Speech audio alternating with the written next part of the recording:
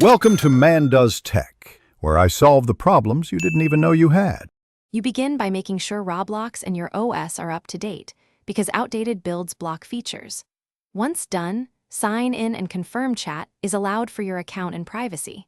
Then join a server or open a friend's chat and press enter to open the text box. You'll use the OS emoji picker next. On Windows, press Windows+. On Mac, press Control plus Command plus space, so you can insert Unicode emoji directly into Roblox chat.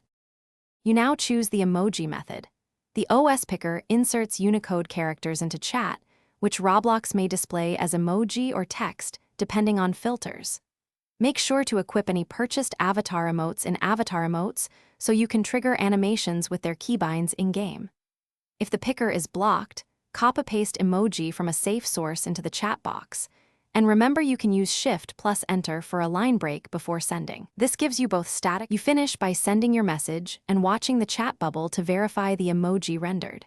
If Roblox's chat filter replaces your emoji with text or blocks it, switch to simpler Unicode emoji or activate an avatar emote animation as an alternative.